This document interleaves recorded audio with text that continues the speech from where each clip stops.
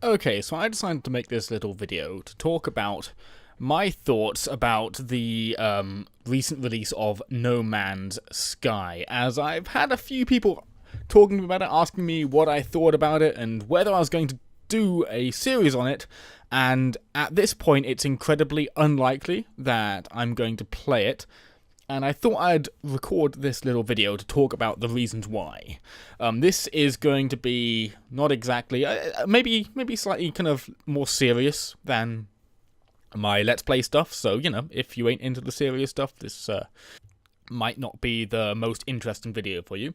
Anyway, the first thing I want to talk about is the gameplay itself.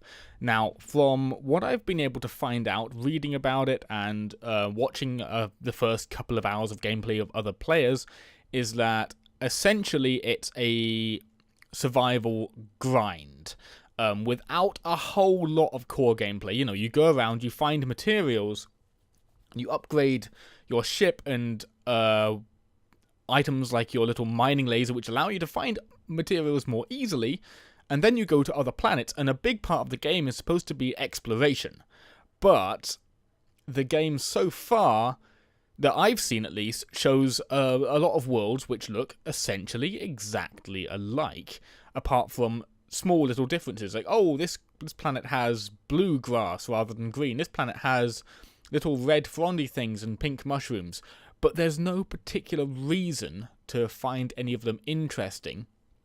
In essence, it feels like bad world generation. Like if you had a Minecraft world where all of the biomes were essentially just plains but with different colours. To add to that, the game had a day one patch and lots of issues. Even people like Total Biscuit and Jim Sterling were having trouble running it on very powerful systems.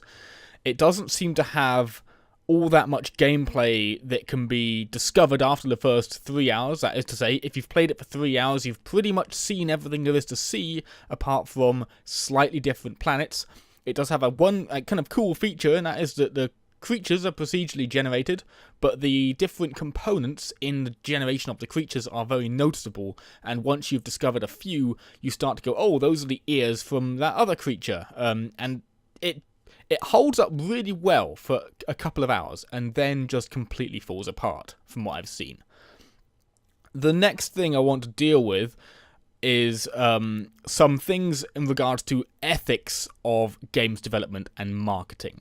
And this is to do with what the company behind No Man's Sky, Hello Games, and Sean Murray, the founder of that company, have been doing in regards to the marketing of the game. They've been, over the last couple of years, doing their best to build up hype without really revealing much in the way of details. Now, I know with a lot of games, you want to not really reveal too much, otherwise people are like, oh, I've seen it, done that.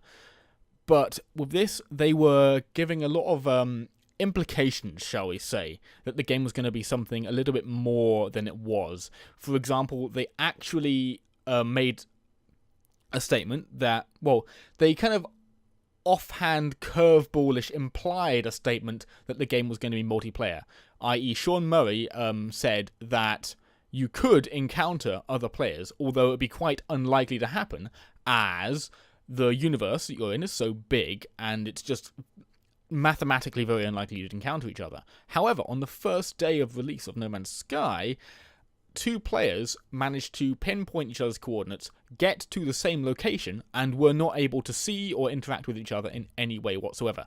I.e., they were in the same location, but in a separate instance of the game. And although I don't know if this is true or not, someone said that they were able to kind of analyze the data that the game was sending out and said that there was actually no data referencing the location of the player that was going up to the servers, so that would mean that there would be no way for the game to know if 2 players were near each other or not. I don't know if that's true, though, but what I can say is that the developers behind the game knew about this, and they knew that the game was going to have not a whole lot of gameplay, and they did the massive hype machine. They kept things vague. They kept things as hype-friendly as possible. And now the game's released at 60 euros. I don't know what the dollar price is, but 60 euros, so full price, no less, for a game which has less gameplay in it than your average 15 euro indie game. And that, to me, is just a little bit beyond the pale.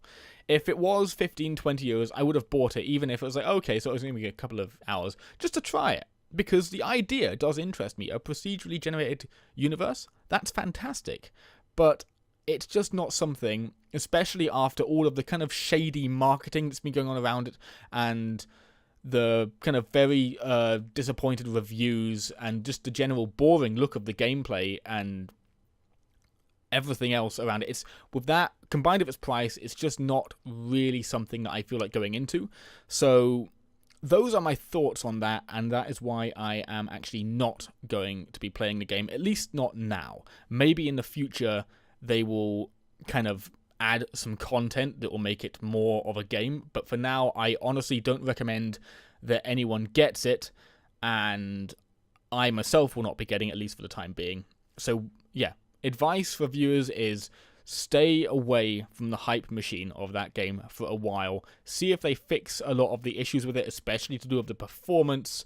See if they add new content, especially to see if players can interact with each other, because that was a large part of, like, they might be able to claim that they never directly stated it'd be multiplayer, although I would actually disagree. I think they did state it, based on my interpretations of what they've said. But they can't deny that they built a lot of the interest in the game off people thinking that it was going to be fully multiplayer.